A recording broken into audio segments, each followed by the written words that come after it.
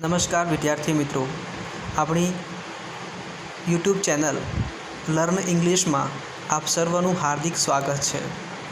આજે આપણે ધોરણ 6ના અંગ્રેજી વિષયના યુનિટ 1 એટલે કે વેર વર યુ એના વિશે વાત કરીશું. યુનિટ 1 એમાં વેર વર યુ ટાઇટલનો મતલબ થાય છે તમે ક્યાં હતા. હવે આપણે આગળ જોઈએ તો એક્ટિવિટી પહેલી એમાં લખેલું છે નીચે આપેલા ગીતનું અભિનય સાથે ગાન કરો. આપણે લાઇન બાય લાઇન એને વાંચીશું, એનો ઉચ્ચાર ધ્યાનમાં રાખીશું અને એના શબ્દોના અર્થ સમજવાનો પ્રયત્ન કરીશું. તો ચાલો મિત્રો શરૂ કરીએ. There were 5 in the bed and the little one said, roll over, roll over, roll over. So they all rolled over and one fell down. ચલો આનો મતલબ સમજીએ છીએ. There were 5 in the bed, મતલબ કે બેડમાં પથારીમાં 5 જણા હતા. And the little one said, અને એમાંથી એક નાના છોકરાએ કીધું, roll over, roll over, roll over. કોરફળો, કોરફળો, કોરફળો. So they all all rolled over, તે બધા જે છે એ ગોળ ફળ્યા.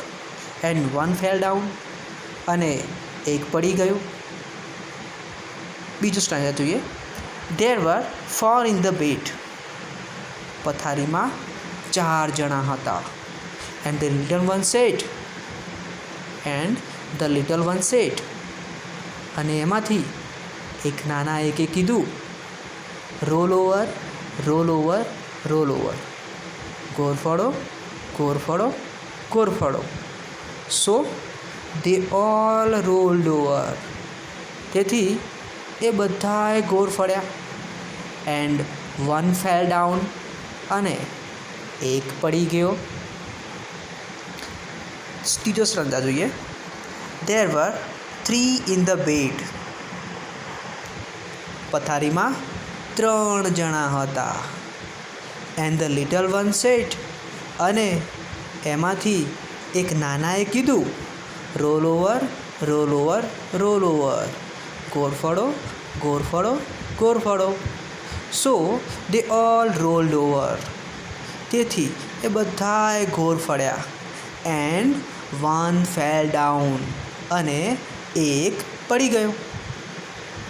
જુઓ, આમાં ત્રણેય વખતે ત્રણેય સ્ટાન્જાની અત્યાર સુધીના ત્રણેય સ્ટાન્જાની અંદર દરેક વખતે પહેલા સ્ટાન્જાની અંદર એક જણ પડી જાય છે, બીજા સ્ટાન્જાની અંદર એક જણ પડી જાય છે, ત્રીજા સ્ટાન્જાની અંદર પણ એક જણ પડી જાય છે. હવે આપણે ચોથા સ્ટાન્જામાં જોઈએ છીએ.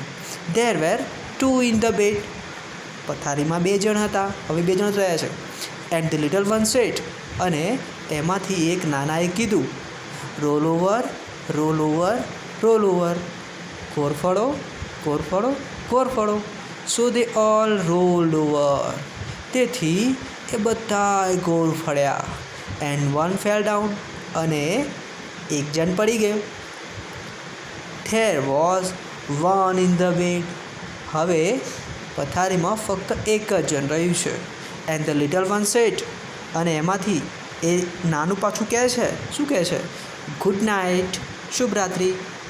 તો ચાલો મિત્રો, આજે આપણે જે છે એ કવિતા સારી રીતે પૂરી કરી છે. અને હવે આપણે પછીના પેજનું